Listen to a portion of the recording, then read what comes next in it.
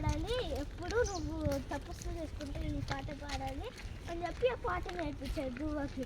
సరే అని ధ్రువ అట్లా చేస్తే తపస్సు చేసుకుంటా ఉన్నాడు. ఫస్ట్ రోజులో ఏమంటే గాలిని అందంగా తీసుకున్నాడు. ఇంకో రోజు ఏమంటే నీళ్ళని తాగారు. ఇంకో ఇదేంటిది ఇంకో మూడో రోజులో ఇదేంటిది ఆకుల్ని తిన్నారు. అట్లా ఒక 6 రోజులు అట్లానే తపస్సు చేసుకుంటారు. ఒక 6 రోజుల్లో అట్లానే తపస్సు చేసుకుంటా ఉంటాడు ధ్రువ చేసుకున్న తర్వాత సడన్గా అప్పుడు దేవుడు ప్రత్యక్షం అయిన తర్వాత ధ్రువ ఇంత తపస్సు చేసుకుంటున్నావు, నీకేం కావాలో చెప్పు అని చెప్పాడు. అప్పుడు ధ్రువ అన్నాడు, నాకు నేను మా నాన్న వాళ్ళ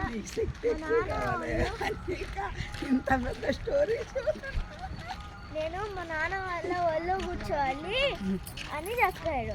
నేను మా నాన్న వాళ్ళ ఒళ్ళో కూర్చోవాలి.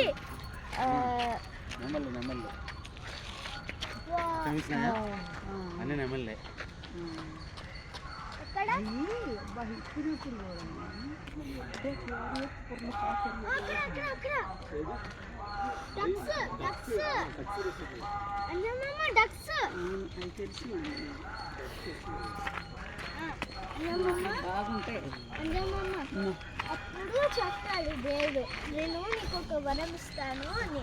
ఆ వరము ఏమంటే నువ్వు చచ్చిపోయిన తర్వాత ఒక నక్షత్రం అవుతావు ధ్రువ అని అన్నాడు.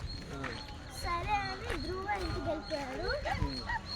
అప్పుడు వెళ్ళిన తర్వాత పెద్ద అయిపోయారు.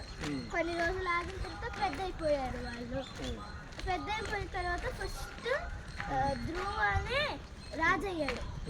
ఎందుకంటే ధ్రువ పెద్దోడు కాబట్టి. ఉత్తమేమో రాజు అవ్వలేదు. అందుకోసం వాళ్ళమ్మ సురుచికి కోపం వచ్చింది. అప్పుడు కొట్టడానికి ట్రై చేస్తున్నప్పుడు